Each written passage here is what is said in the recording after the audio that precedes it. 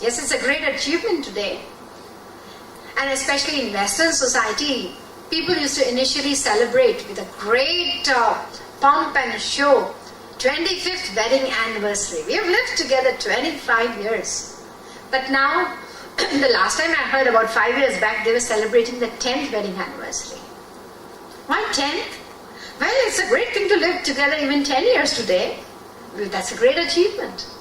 And gradually it will be probably 5 years and 3 years and 2 years, maybe months as well. We've lived together for 5 months. Can you believe it? So when we find people agreeing, what happens? One person agrees one time and gives way. Okay, I'll do what you want to say. And the next time, the other person agrees. It's like a compromise. We compromise, and that's why the relationship works. But mind you, that does not mean that the two people agree internally. The main thing is internal agreement.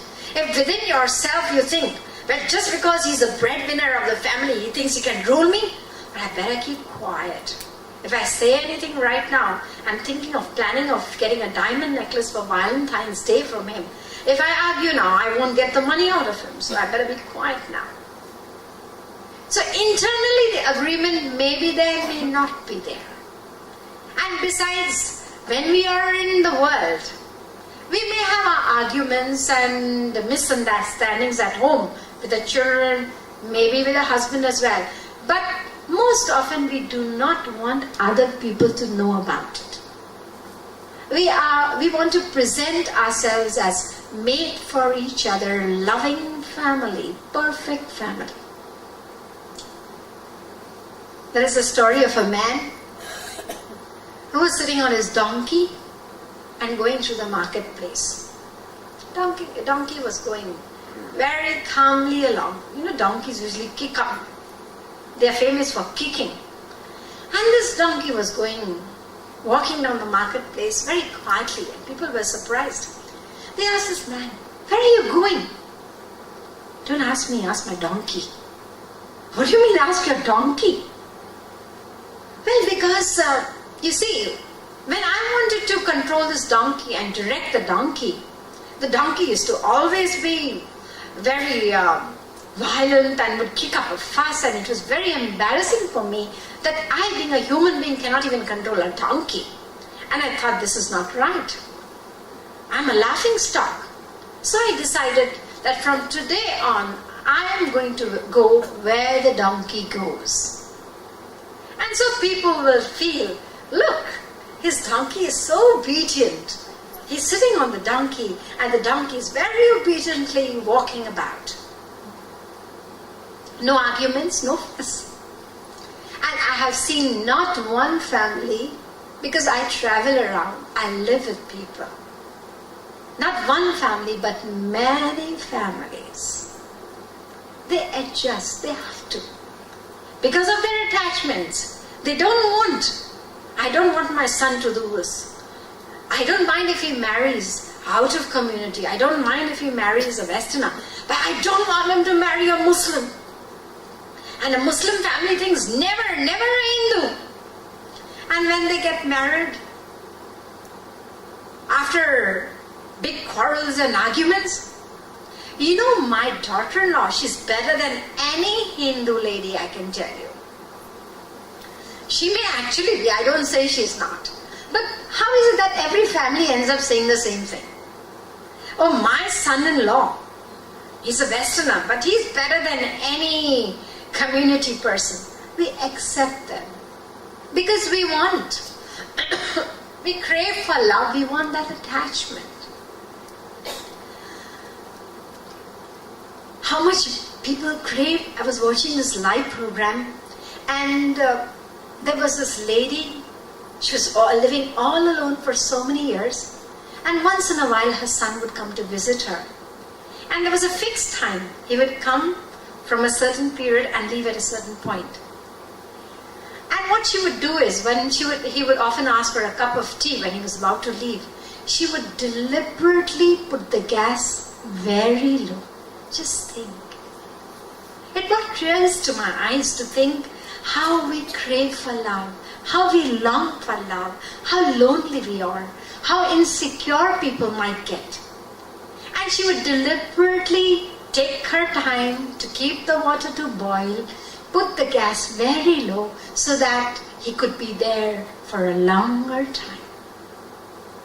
And there was this other lady, she talked about her experience. She said that I had 5 children and no one with me. Occasionally, if it was my birthday, if I was lucky, I would get a call from one of them, 2 of them. But when I happened to fall sick and I was in hospital, then one of my daughters came to visit me. And I would get a call every week from the others, just a call. One of them came to visit me one day, but every week I'd get a call for them and they would send me a card of get well. And I didn't want to be well, I wanted to be sick, because at least I could get a call from them. So people crave for love, want love, but the fact about love in this world is it is conditional, and even in this conditional love, due to this ups and downs of the mental temperament I talk about, the tamogun, the sattvagun and rajagun, which keep on changing from time to time, there is always an up and down in the relationship.